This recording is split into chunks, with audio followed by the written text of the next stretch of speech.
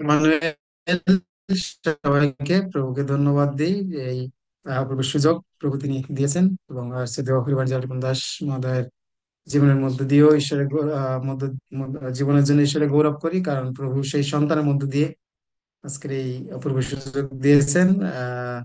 মানিক গাইন এবং আমি চিটাগং ঈশ্বরের পরিচর্যায় আছি, প্রভু তিনি ব্যবহার করছেন, এবং যেটা সবসময় আমি পরিচয় দিতে স্বাচ্ছন্দ্য বোধ করি যে সাড়ে ডিবি থেকে প্রভু তিনি আমাকে আসনে তিনি বসিয়েছেন। আর আমি এই জন্য সবসময় প্রভুর কাছে অনেক কৃতজ্ঞতা এবং আমার হৃদয় ভালোবাসা জানাই। উপস্থিত প্রত্যেককে আরেকটি বাকি শুভেচ্ছা অভিনন্দন জানাই ধন্য প্রভুর নাম। এবং আমাদের হৃদয় আসলে প্রস্তুত বাক্যের জন্য। এই জন্য বেশি কথা না, কিন্তু আমরা সরাসরি বাক্যে আমরা যেতে চাই। এবং আজকের যে বাক্য প্রভু দিয়েছেন এটি খুবই পরিচিত। আমরা সেই সানডে স্কুল থেকে বলা যায় যে সানডে স্কুলে যারা পড়াশোনা করেছে, যদিও আমার সানডে স্কুলে পড়ার সুযোগ হয়নি, যেহেতু আমি পূর্ণ বয়সে প্রভুকে জেনেছি। তো এটি আমাদের এখন আমাদের সন্তানদের বা সানডে স্কুলে যখন আমরা শিক্ষা দিই, এই বিষয়টা অবশ্যই আমরা সেই সন্তানদেরকেও শিক্ষা দিই, এই জন্য আমাদের সবাই জানা। এবং দানিয়েল পুস্তকের সেই যে অগ্নিকুণ্ডের ঘটনাটি, সেটা আমি গত কয়েকদিন যে প্রতিদিনের বাইবেল পাঠে আমি পড়ছিলাম, এবং সেখানে দানিয়েল 3 অধ্যায়ের যে ঘটনাটি 1 থেকে 30 পদে, সেখানে কয়েকটি বিষয় আসলে ঈশ্বর তিনি আমাকে দিলেন, আর সেই বিষয় নিয়ে আমি কথা বলতে চাই। এবং এই দানিয়েল পুস্তক আমি আমি দেখেছি যে যখনই আমরা পাঠ করি, একটা আলাদা রকম একটা শক্তি, ঈশ্বরের একটা স্পর্শ, সেটা আমরা অনুভব করি। কারণ মানে এত কঠিন পরিস্থিতির মধ্য দিয়েও কিভাবে ঈশ্বরের মানে ঈশ্বরের উপরে বিশ্বস্ত থেকে দাঁড়িয়ে থাকা যায়, বিশ্বাসে দাঁড়িয়ে থাকা যায়, সেইটার একটা জ্বলন্ত প্রমাণ। আমরা জানি যে সেই আহ যখন সে অগ্নিকুণ্ড, না যে সামনে যে অগ্নিকুণ্ড ছিল, তবুও তারা কখনো সেই ঈশ্বরকে অস্বীকার করেনি। কিন্তু এটা আমার জীবনে যেভাবে স্পর্শ করছে যে এমন এমন অনেক পরিস্থিতি না আমাদের জীবনে আসে, তখন অনেক সময় আমরা বন্ধুতার সাথে আমরা অনেক সময় কম্প্রোমাইজ করে ফেলি। কিন্তু এইখানে যে অগ্নিকুণ্ডের যে ঘটনাটি ছিল, তারা কোনোভাবেই ঈশ্বরের সঙ্গে বন্ধুতার সঙ্গে কোনোভাবেই তারা সেই কম্প্রোমাইজ সেটা তারা করেনি। এবং তাদের সেই বিশ্বস্ততা, তাদের যে বিশ্বাস, সেটির প্রমাণ সেদিন ছিল। কিন্তু আমাদের জীবনে কখনো কখনো হয় যে এমনও পরিস্থিতি আসে, এমনও সময় আসে যখন আমরা আমাদের বিশ্বাসের প্রমাণ দিতে হয়, কিন্তু অনেক সময় সেই বিশ্বাসের প্রমাণ আমরা দিতে পারি না, অনেক সময় ফেল করি। অনেক সময় পাশ করতে পারি না, অনেক সময় বিজয়ী আমরা অনেক সময় হতে পারি না। কিন্তু আমি এই 3 অধ্যায় যখন 1 থেকে 30 পদ সম্পূর্ণ অধ্যায়টি আমি আমি আমি পাঠ করলাম, আর তখন ঈশ্বর আসলে আমাকে বুঝতে সাহায্য করলেন যে যে কোনো পরিস্থিতিতে, যে কোনো পরিস্থিতিতে আমি জানি যে একটু পরে আমার নিশ্চিত মৃত্যু, তবুও যদি আমি বিশ্বাসে স্থির থাকি, সেই মৃত্যু থেকে প্রভু তিনি আমাকে রক্ষা করতে পারেন। প্রভু তিনি আমাকে নতুন জীবন তিনি দিতে পারেন। এবং প্রথম যে দানিয়েল তিন 3 অধ্যায়ের 1 থেকে 7 পদ, আর সেটি ছিল রাজার একটা আদেশ ছিল। আমি পুরো ঘটনাটা পড়বো না, কারণ পড়লে অনেক সময় লাগবে। তো রাজার একটা আদেশ ছিল, যে আদেশটা ছিল যে সেখানে তিনি যে মূর্তি, তিনি অনেক বড়, সে মূর্তির বর্ণনাও সেখানে দেওয়া আছে। তিনি মূর্তি তৈরি করেছিলেন, এবং সেই রাজা নবুকদনেছর। এবং এই পুরা মূর্তিটা সেটা 60 হাত, 60 হাত উচ্চ ছিল, এবং 6 হাত সেটার চওড়া বা সেই আকার ছিল। তো মূর্তিটার বিষয়ে আসলে বিস্তারিত বলতে চাই না, যে এই মূর্তিটা সেটা স্বর্ণ দিয়ে না, সেটি মোড়ানো ছিল। এবং রাজার আহ, যে ঘোষণা ছিল যেন এই মূর্তিতে সবাই প্রণাম করে। এবং কখন করে, যখন বিভিন্ন বাদ্যযন্ত্র, অনেক বাদ্যযন্ত্র ছিল সেখানে, সেই বাঁশি ছিল, বীণা ছিল, চতুরতন্ত্রী ছিল, এবং সেই পরিবাদিনী ছিল, মৃদঙ্গ ছিল, ইত্যাদি ইত্যাদি অনেক বাদ্যযন্ত্র ছিল। এবং সেই রাজা যখন এটি তৈরি করলেন, তৈরি করার পরে তিনি ঘোষণা দিলেন যেন যখনই সেই বাদ্যযন্ত্র বাজবে, প্রত্যেকেই যেন ওই প্রতিমার পায়ের কাছে তারা প্রণাম করে। একটা রাজার আদেশ সেই সময় ঘোষণা করা হয়েছিল। এবং রাজার এই আদেশ যখন ঘোষণা করা হলো, আর দেখা গেল তার পরবর্তীতে 8 8 থেকে 12 পদে সেখানে একটা অভিযোগ আসলো। যখন রাজা বললেন, নবুকদ্নেচ্ছর তিনি বললেন যে এই বাদ্যযন্ত্র যখন বাজবে, সবাই যেন প্রতিমার কাছে যেন প্রণিপাত করে। তো 8 থেকে 12 পদে সেখানে দেখা গেল যে সবাই প্রণাম করছে ইতিমধ্যে, হয়তো একবার সে বাদ্যযন্ত্র সেটি বাজানো শেষ, এবং একজন সেখানে সবাই হয়তো সেখানে প্রণাম করছে, কিন্তু কয়েকজন ছিল যারা সেই প্রতিমার কাছে প্রণাম করেনি, আর যার কারণে তাদের বিরুদ্ধে অভিযোগ আসলো। এবং সেই 8 থেকে যদি আমরা একটু দেখি, সেখানে লেখা আছে, সেই সময় কয়েকজন কলদীয় নিকটে আসিয়া জিহুদীদের উপরে দোষারোপ করিল। তাহারা রাজা নবগোত্রেশ্বরের কাছে এই কথা কইল, হে রাজন, চিরজীবী হন, হে রাজন, আপনি এই আজ্ঞা করিয়াছেন যে কেউ শৃঙ্গ বংশী বিনা, চতুস্তন্ত্রী, পরিবাদিনী ও মৃদঙ্গ প্রভৃতি সর্বপ্রকার যন্ত্রের বাদ্য শুনিবে, সে উবুড় হইয়া ওই স্বর্ণময় প্রতিমাকে প্রণাম করিবে। যে কোনো ব্যক্তি উবুড় হইয়া প্রণাম না করিবে, সে প্রজ্বলিত অগ্নিকুণ্ডে নিক্ষিপ্ত হইবে। বাবিল প্রদেশের রাজকর্মে আপনার নিযুক্ত কয়েকজন জিহুদি আছে, শূদ্রক, মৈশক ও অবেদনগ, হে রাজন, সেই ব্যক্তিরা আপনাকে মান্য করে নাই, তাহারা আপনার দেবগণের সেবা করে না, এবং আপনি যে স্বর্ণময় প্রতিমা স্থাপন করিয়াছেন তাহাকেও প্রণাম করে না। মানে প্রথমে 1 থেকে আমরা 7 পদে দেখি যে রাজা নবুকদ্নেচ্ছর তিনি ঘোষণা দিলেন যেন প্রত্যেকেই প্রণাম করে, কিন্তু দেখা গেল যে ইতিমধ্যেই হয়তো একবার সেই বাদ্যযন্ত্র সেটি বাজানো হয়েছে, কিন্তু এই যে তিনজন যারা বাবিল প্রদেশের রাজকর্মে নিযুক্ত ছিল, এবং তারা ছিল সেই জিহুদি, অর্থাৎ সেই ইসরায়েলের সেই ইসরায়েল জাতির সেই মানুষ, সেই ঈশ্বরের মানুষ, সর্বশক্তিমান জীবন্ত ঈশ্বরের সেই সেবক, আমরা বলতে পারি যে এই শূদ্রক, মৈশক, অবেদনগ তারা ছিল, কিন্তু তারা সেই স্বর্ণময় প্রতিমার কাছে তারা প্রণাম করেনি। অর্থাৎ 1 থেকে 7 পদে ছিল রাজার আদেশ, এবং এই আদেশ না মানার কারণে 8 থেকে 12 পদে ছিল এই তিনজনের বিরুদ্ধে অভিযোগ। এবং পরবর্তীতে যদি আমরা 13 থেকে 15 পদ দেখি, যে সেখানে তাদের একটা বিচার, 13 থেকে 15 পদে ছিল তাদের বিচার। কি বিচার? যে তারা কেন এই প্রতিমার কাছে প্রণাম করলো না। কিন্তু এইখানে আরেকটা সুযোগ ইতিমধ্যে সেই রাজা নবুকদ্নেচ্ছর আরেকটা সুযোগ দিলেন, যখনই তারা তাদের বিরুদ্ধে অভিযোগ আসলো, আর তখনই রাজা তাদেরকে ডাকলেন। এবং 13 থেকে 15 পদে সেখানে সেই বিষয় বলা হচ্ছে। 13 থেকে 15 পদে তখন নবগোত্রেশ্বর ক্রোধে ও কোপে শূদ্রক, মহিষক ও অবেদনগকে আনিতে আদেশ করিলেন, তাহাতে তাহারা রাজার সম্মুখে আনিত হইলেন। নবগোত্রেশ্বর তাহাদিগকে কহিলেন, হে শূদ্রক, মহিষক ও অবেদনগ, এই কি তোমাদের সংকল্প যে আমার দেবতার সেবা করিবে না, আমার স্থাপিত স্বর্ণময় প্রতিমাকে প্রণাম করিবে না? এখনো যদি তোমরা শৃঙ্গ বংশী বিনা, চতুস্তন্ত্রী, পরিবাদিনী ও মৃদঙ্গ প্রভৃতি সর্বপ্রকার যন্ত্রের বাদ্য শুনিবামাত্র আমার নির্মিত স্বর্ণ প্রতিমাকে উবড় হইয়া প্রণাম করিতে প্রস্তুত হও, ভালোই। কিন্তু যদি প্রণাম না করো, তবে সেই দণ্ডে প্রজ্বলিত অগ্নিকুণ্ডে নিক্ষিপ্ত হইবে। আর এমন দেবতা কে যে আমার হস্ত হইতে তোমাদিগকে উদ্ধার করিবে? তো এইখানে রাজামশাই তিনি কি করলেন, 13 থেকে 15 পদে তিনি তাদেরকে আরেকটা সুযোগ দিলেন। তারা ইতিমধ্যে তাদের ভিতরে অভিযোগ আছে, অভিযোগের পরে রাজা তাদেরকে ডাকলেন।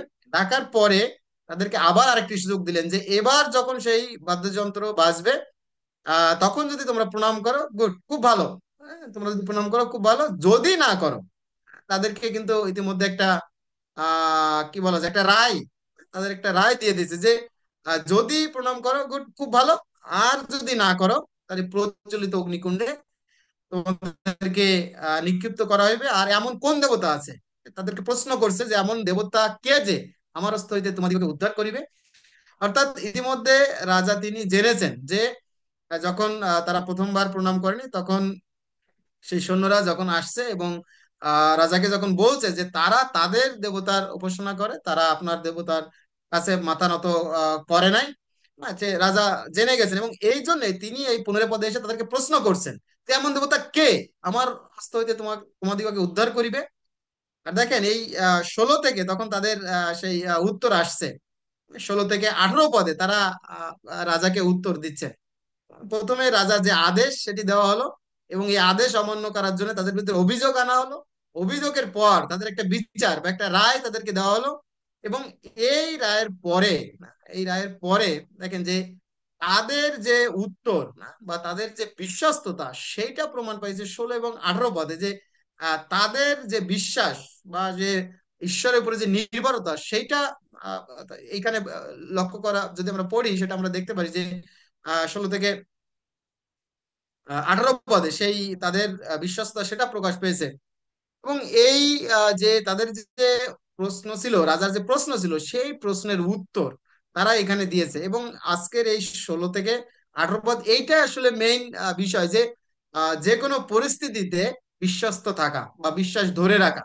এমন পরিস্থিতি অনেক সময় আমাদের জীবনে আসে, অনেক সময় বিশ্বাস আমরা ধরে রাখতে পারি না, তাই না? এই জগতের সাথে অনেক সময় আমরা কম্প্রোমাইজ করে ফেলি, অনেক সময় অর্থের কাছে, অনেক সময় ক্ষমতা, ইত্যাদি ইত্যাদির কাছে অনেক সময় নিজেদেরকে আমরা কি করি, আমরা সেই কম্প্রোমাইজ করি। কিন্তু এই যে শূদ্রক, মৈশক, অবেদনগর, তারা কিন্তু কোনো কম্প্রোমাইজ করেনি, তারা কোনোভাবেই, তাই না, সেই মূর্তির কাছে তারা প্রণাম করেনি। আমরা পরে আরো আসছি, যদিও আমাদের এখানে 16 পদে তারা উত্তর দিচ্ছেন।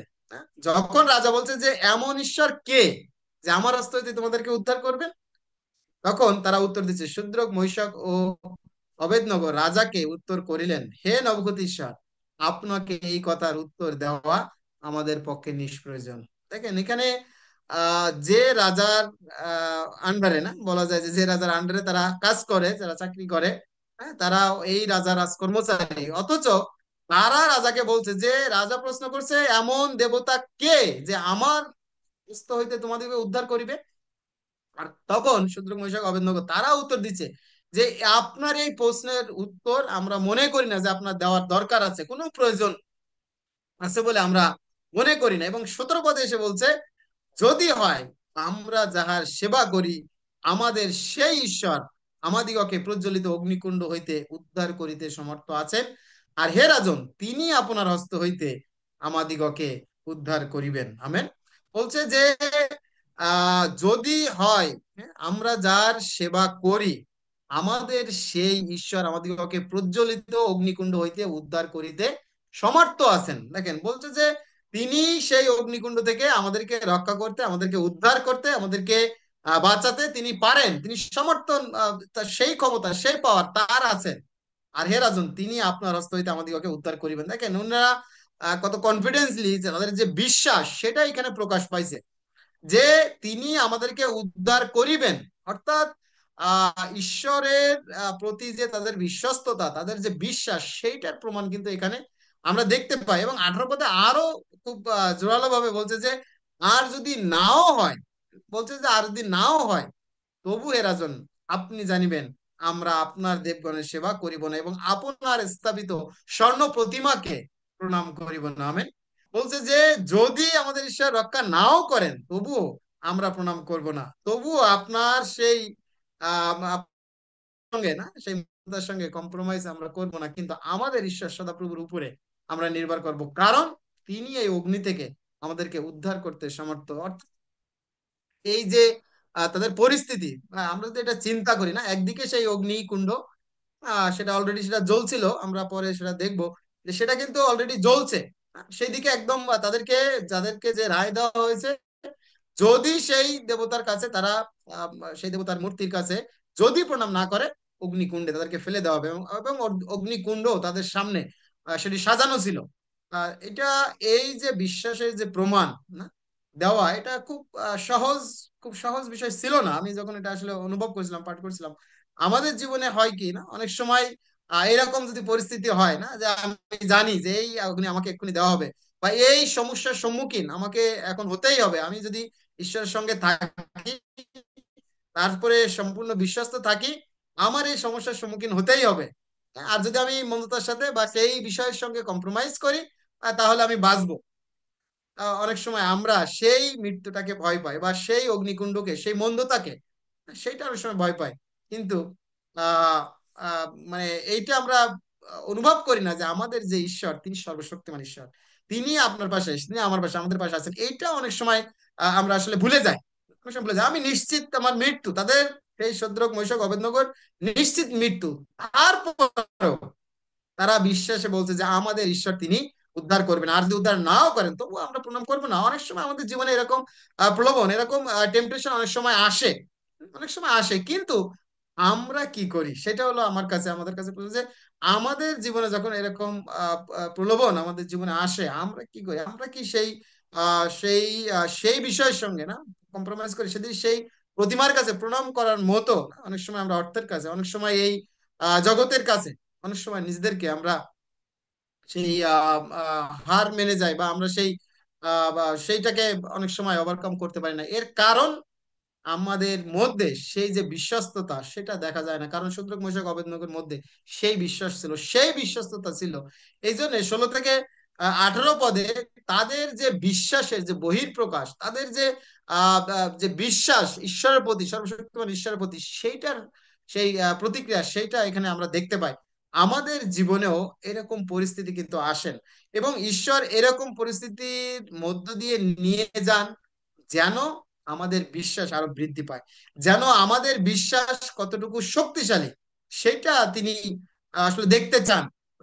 তিনি জানেন আমাদের বিশ্বাস কতটুকু তিনি জানেন, কিন্তু তারপরও এই ধরনের পরিস্থিতি আমাদের জীবনে আসে যেন আমরা কতটুকু প্রভুর উপরে বিশ্বস্ত সেইটা যেন তিনি আরো দেখতে পারেন। তো এইখানে তারা এই যে শদ্রক মিশক অবেদনগো, তারা কিন্তু ফেল করেনি, তারা সেই ঈশ্বরের উপরে তারা নির্ভর করেছে। এবং পরবর্তীতে 19 থেকে 23 পদে সে কি হয়েছে, তাদের সে রায় সেটা কিন্তু কার্যকর হয়েছে, তাই না? তাদের রায় কার্যকর হয়েছে 19 থেকে 23 পদে, সেখানে তাদের কি রায় কার্যকর হয়েছে, তখন নবগতিশ্বর ক্রোধে পরিপূর্ণ হইলেন এবং শূদ্রক মহিষক ও অবেদনগর বিরুদ্ধে তাহার মুখ বিকটাকার হইল। তিনি বলিয়া দিলেন ও আজ্ঞা দিলেন, অগ্নিকুণ্ড যে পরিমাণে উত্তপ্ত আছে তাহা অপেক্ষা যেন 7 গুণ অধিক উত্তপ্ত করা হয়। দেখেন বলছে যে যেভাবে যে অগ্নিকুণ্ড যেভাবে জ্বলছে না কেন, তার থেকে আরো 7 গুণ যেন বৃদ্ধি করা হয়। অর্থাৎ আমাদের জীবনেও যখন এই বিশ্বাসের পরীক্ষা দিতে হয়, যখন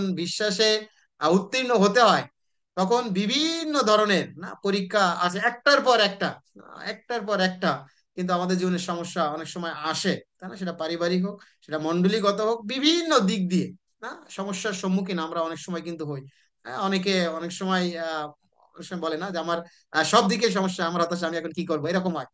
যেভাবে ইয়োবের জীবনেও হয়েছিল না, সমস্ত কিছু ধ্বংস হয়ে গিয়েছিল, সমস্ত কিছু ধ্বংস হয়ে গেছিল। তো সেই রকম পরিস্থিতি এই অগ্নিকুণ্ড আরো 7 গুণ উত্তপ্ত করার অর্থ হলো যে আমাদের জীবনেও সমস্যা অধিকতর যখন হয়, তখন আসলে আমাদের বিশ্বাসের যে লেভেল না সেটা কোথায় থাকে, সেইটা বোঝানো হয়েছে। এবং যখন আহ, এই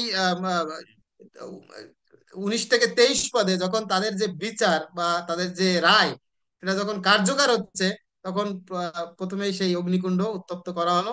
এবং 20 পদে বলছে, আর তিনি আপন সৈন্যের মধ্যে কয়েকজন বীর্যবান পুরুষকে আজ্ঞা দিলেন যেন তাহারা শূদ্র মহিষক ও অবেদনগকে বাঁধিয়া প্রজ্বলিত অগ্নিকুণ্ডে নিক্ষিপ্ত করে। তখন ওই পুরুষেরা আপন আপন জামা, আঙ্গরাখা, পরিচ্ছদ প্রভৃতি বস্ত্র শুদ্ধ বদ্ধ হইলেন। দেখেন ওদের সেই শূদ্রক মহিষক অবেদনগর যা যা ছিল, তাদের যা কিছু ছিল, তাদের সেই কাপড় চোপড় সহ, তাদের যে আঙ্গারাখা সহ, জামা ইত্যাদি ইত্যাদি যা কিছু ছিল, সমস্ত কিছু সহ তাদেরকে কিন্তু তাদেরকে সেই আগুনের মধ্যে দেওয়া হলো। আর রাজার আজ্ঞা প্রচন্ড ও অগ্নিকুণ্ড অতি উত্তপ্ত ছিল। তৎপ্রযুক্ত যে পুরুষেরা শূদ্র বৈশাখ অবেদ নগরকে নিক্ষিপ্ত করলেন তারাই অগ্নিশিখায় কত হলেন। দেখেন যে এখানে স্পষ্ট লেখা আছে যে যারা তাদেরকে সেই অগ্নির মধ্যে তাদেরকে দিয়েছিলেন তারা কিন্তু ক্ষতিগ্রস্ত হয়েছিল।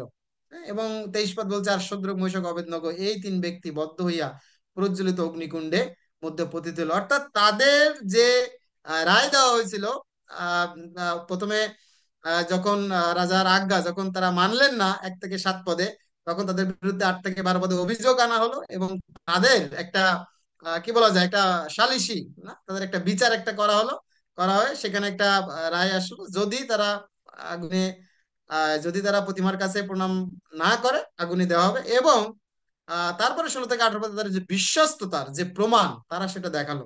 এবং সেই 19 থেকে 23 পদে তাদের বিচার যে রায় সেটা কার্যকর করা হলো, তাদেরকে অগ্নিকুণ্ডে ফেলে দেওয়া হলো, কিন্তু এই অগ্নিকুণ্ড থেকে আশ্চর্য ভাবে না ঈশ্বর তাদেরকে মুক্ত করলেন। এবং এই তাদের সেখান থেকে যে মুক্তি যে পাওয়া, সেটা ছিল 24 থেকে 27 পদে।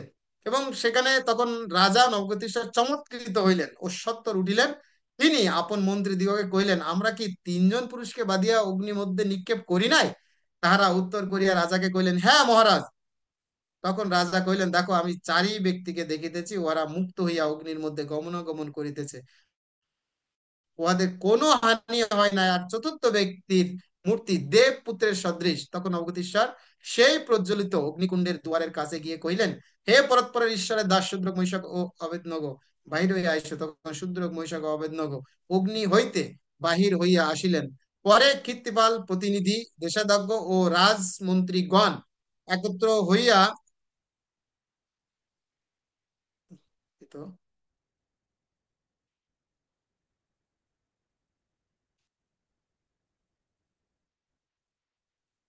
আমি আবার পাঠ করছি।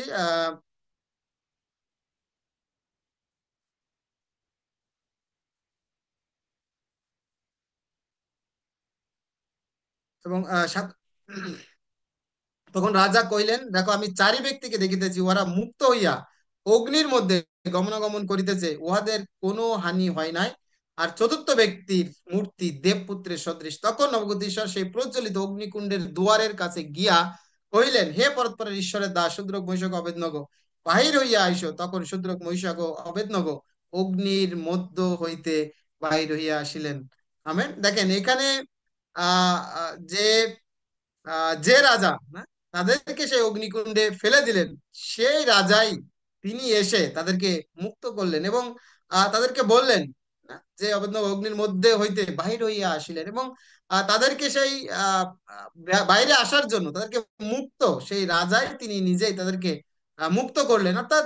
এবং 27 পদে আমরা দেখতে পাই যে পরে কীর্তিপাল প্রতিনিধি, দেশাধ্যক্ষ ও রাজমন্ত্রীগণ একত্র হইয়া ওই তিন ব্যক্তিকে নিরীক্ষণ করিয়া দেখিলেন, অগ্নি তাদের শরীরের উপর কিছুই শক্তি প্রকাশ করে নাই, তাহাদের মস্তকের কেশও দগ্ধ হয় নাই, বস্ত্র বিকৃত হয় নাই, এবং তাহাদের গায়ে অগ্নির গন্ধও নাই। আমেন। দেখেন এখানে তাদের এই বিশ্বস্ততার ফলে, তাদের এই বিশ্বাসে বিজয়ী হওয়ার ফলে ঈশ্বর কি করলেন, তাদেরকে মুক্ত করলেন। এবং সেখানে শুধু তারা তিনজন ছিল না, রাজা তাদেরকে চারজন দেখতে পারলেন। অর্থাৎ এইটার অর্থ ছিল যে প্রভু যীশু খ্রিস্ট না তাদেরকে নিজে নিজে হাতে তাদেরকে তিনি উদ্ধার করলেন। আমাদের জীবনেও যখন এই কঠিন পরিস্থিতি থাকে, হ্যাঁ, যখন কঠিন পরিস্থিতির সম্মুখীন আমরা হই, তখন অনেক সময় আমরা অনেক সময় ফেল করি, কিন্তু যদি বিজয়ী হই, যদি ঈশ্বরের সঙ্গে আমরা এই সুদ্রাং মশাক অবেদনগর মতো যদি বিশ্বাস আমরা দেখাতে পারি, তাই না, তখন আমাদের জীবনে আমরা তার সেই অনুগ্রহ, তার সেই আশীর্বাদ কিন্তু লক্ষ্য করি। কিভাবে?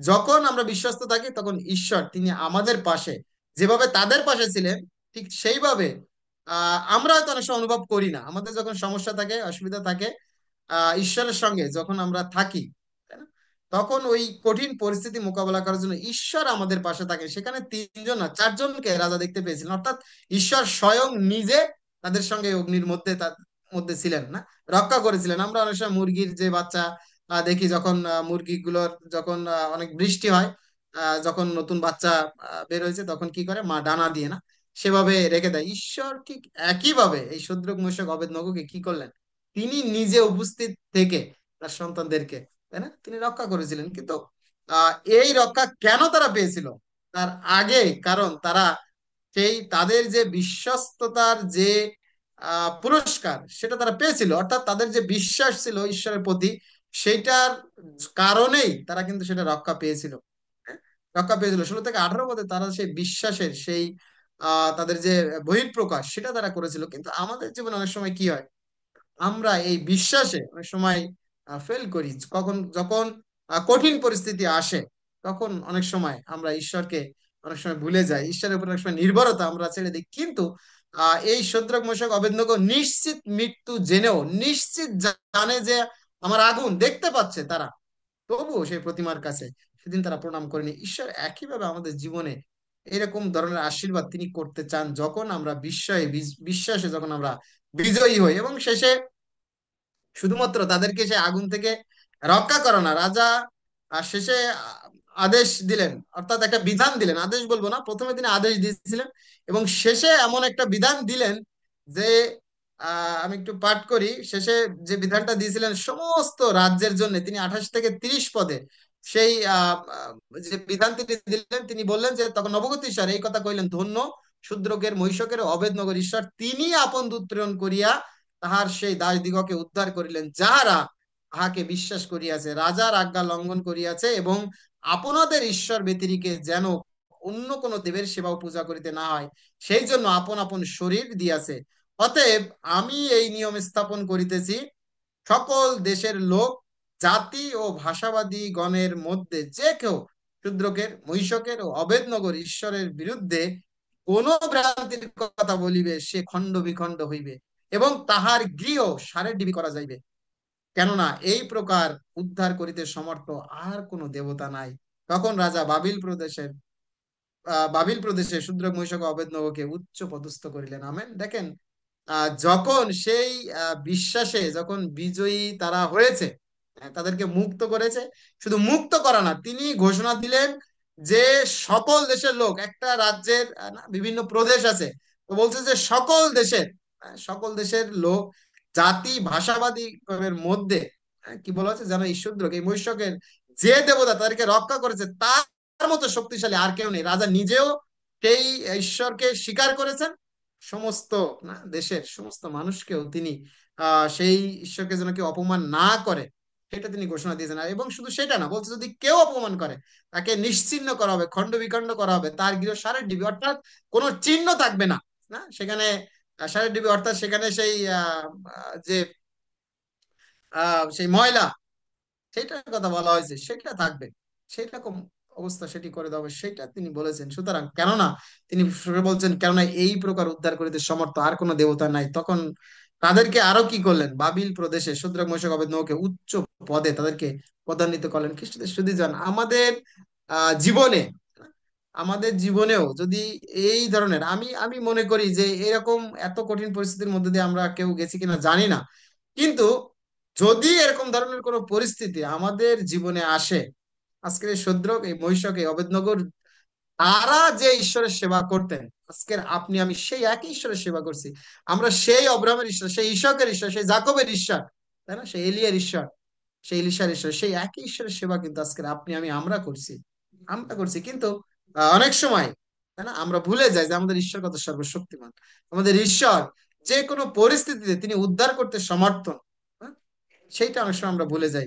কেন ভুলে যাই? কারণ আমাদের বিশ্বাস সেটি অনেক দুর্বল, যার কারণে না শিষ্যরাও সেই একজনকে তারা সুস্থ করতে পারেনি, তখন তারা সেই ভূত ছাড়াতে পারেনি এবং বলছিল যে আপনার শিষ্যরা এটা কেন পারে না, তখন সেই যীশু খ্রিস্ট তাদেরকে তিরস্কার করেছিলেন। সুতরাং খ্রিস্টের সুধীজন, যে ধরনের পরিস্থিতি আসুক না কেন, নিশ্চিত মৃত্যু জেনেও যদি প্রভুর উপরে নির্ভর করি, প্রভু তিনি আমাদেরকে রক্ষা করেন। প্রভু তিনি আমাদেরকে না, সে আগুনের মধ্যে থেকেও তিনি সুরক্ষা তিনি করতে সমর্থ। বলছে যে একটা আগুনের গন্ধ পর্যন্ত তাদের শরীরে ছিল না, কারণ কি, ঈশ্বর নিজে তাদের সঙ্গে ছিলেন। যখন ঈশ্বরের উপরে আমরা নির্ভর করি, ঈশ্বর তিনি আমাদেরকে রক্ষা করতে সমর্থন। কিন্তু যদি ঈশ্বরের উপরে নির্ভর না করে তারা যদি সেদিন সেই শয়তানের সাথে কম্প্রোমাইজ করতো, তাই না, কি হতো, ঈশ্বরের পরাজয় হতো, তাই না, ঈশ্বরের পরাজয় হতো। কিন্তু তারা ঈশ্বরকে কখনো পরাজিত করতে চাননি। আজকের যদি আমাদের বিজয়ী বিজয়ী হওয়ার সাথে সাথে ঈশ্বরও কিন্তু তিনি বিজয়ী হন। আজকে শূদ্রক মশক অবেদনগর মধ্য দিয়ে কি হয়েছে, রাজা সহ সেই দেশের সমস্ত মানুষ সেই ঈশ্বরের নাম করেছে এবং ঈশ্বরের নাম সেখানে গৌরবান্বিত হয়েছে। যখন আপনি আমি না, আমরা একজন মানুষও যদি বিজয়ী হই, বিশ্বাসে যদি আমরা স্থির থাকি এবং বিশ্বাসে যদি বিজয়ী হতে পারি, কি হয়, তখন আমাদের মন্ডলী না, আমাদের পরিবার, আমাদের মন্ডলী, আমাদের সমাজ, এমনকি দেশও কিন্তু সেটা পরিবর্তন হওয়া সম্ভব।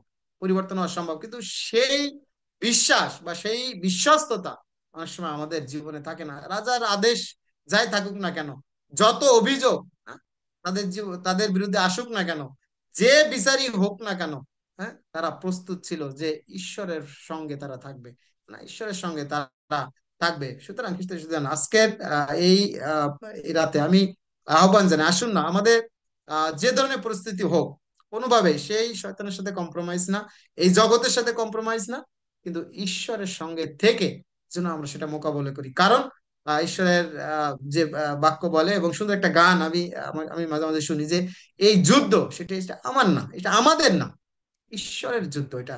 যখন ঈশ্বরের সঙ্গে আপনি আমি আছি, তখন ঈশ্বর তিনি আপনার জন্য আমার জন্য তিনি যুদ্ধ করবেন, আমাদের কোনো চিন্তা নেই, কোনো মানে ভাবনা কিছুই নেই। প্রভু তিনি আপনার আমার জন্য যুদ্ধ করবেন, তিনি সামনে থেকে ঢাল হয়ে তিনি রক্ষা করবেন, সেই কথা ঈশ্বর বাক্য তিনি বলেছেন। এবং আজকের এই শদ্রক মেশক অবেদনাও যেভাবে রক্ষা পেয়েছিলেন, একই ঈশ্বরের সেবা আজকের আপনি আমরা করছি। এবং আমাদেরও সেই পরিস্থিতি, সেটি যে কোনো পরিস্থিতিতে সেই শদ্রক মেশক অবেদনার মতো হওয়া উচিত এবং একান্ত প্রয়োজন। আমি 146 গীত পাঠ করে আমি শেষ করব। গীত সংহিতা 146 অধ্যায় বলছে যে, তোমরা সদাপ্রভুর প্রশংসা করো, হে আমার প্রাণ সদাপ্রভুর প্রশংসা করো। আমি যাবৎ জীবন সদাপ্রভুর প্রশংসা করিব, আমি যতকাল বাঁচিয়া থাকি আমার ঈশ্বরের প্রশংসা গান করিব। তোমরা নির্ভর করিও না রাজ্যগণে বা মনুষ্য সন্তানে, যাহার নিকটে ত্রাণ নাই। তাহার শ্বাস নির্গত হয়, সে নিজ মৃত্তিকায় প্রতিগমন করে, সেই দিনেই তার সংকল্প নষ্ট হয়। ধন্য সেই যাহার সহায় যাকবের ঈশ্বর, যাহার আশা ভূমি সদাপ্রভু তাহার ঈশ্বর। তিনি নির্মাণ করিয়াছেন আকাশ মণ্ডল ও পৃথিবী, সমুদ্র ও তাহার মধ্যে যাহা কিছু আছে। তিনি অনন্তকাল সত্য পালন করেন, তিনি উপদ্রুতদের পক্ষে ন্যায় বিচার করেন, তিনি ক্ষুধিত দিগকে খাদ্য দান করেন। সদাপ্রভু বন্দী দিগকে মুক্ত করেন, সদাপ্রভু অন্ধদের চক্ষু খুলিয়া দেন, সদাপ্রভু অবনীত দিগকে উত্থাপন করেন, সদাপ্রভু ধার্মিক দিগকে প্রেম করেন। সদাপ্রভু বিদেশীদের রক্ষাকারী, তিনি পিতৃহীন ও বিধবাকে সুস্থি রাখেন, কিন্তু দুষ্টগণের পথ বক্র করেন। সদাপ্রভু অনন্তকাল রাজত্ব করিবেন, তোমার ঈশ্বর হে সিয়ন পুরুষানুক্রমে করিবেন। তোমরা সদাপ্রভুর প্রশংসা করো, আমেন। এখানে বলছে কোনো রাজার কাছে না, কোনো মানুষের নিকটে না, কারণ তাদের কাছে ত্রাণ নাই, তাদের শ্বাস শেষ। তারা তারা যে সময় মারা যায়, তাদের সেই মাটিতে সেই গমন করে, তাদের তাদের সেখানেই শেষ। সুতরাং আমাদের ঈশ্বর তিনি সবসময় জীবিত, তিনি কখনো আহ তার কোনো মৃত্যু নেই, এবং তিনি সবসময় জীবিত, সর্বশক্তিমান। এবং তিনি সেই একই ঈশ্বর, শদ্রক মেশক অবেদনগর ঈশ্বর, তিনি এলিয়ার ঈশ্বর, তিনি জাকবের ঈশ্বর। আজকের সেই ঈশ্বরের সেবা আজকের আপনি আমি আমরাও করি। সুতরাং যে পরিস্থিতি আসুক না কেন, সেটা অসুস্থতা হোক, অর্থনৈতিক হোক, পারিবারিক হোক, সামাজিক, মণ্ডলিক, এবং আরো অন্যান্য, না দেশীয়, যে ধরনের সমস্যা হোক না কেন, আসুন না আমরা আমাদের সর্বশক্তিমান ঈশ্বরের উপরে বিশ্বস্ত থাকি, ঈশ্বরের উপরে বিশ্বাস রাখি। তাহলে তিনি আমাদের হয়ে যুদ্ধ করে সেই সমস্যার সমাধান করবেন, আপনাকে আমাকে বিজয়ী করবেন। ঈশ্বরের বাক্যের মধ্য দিয়ে আমাদের প্রত্যেককে আশীর্বাদ দান করুন।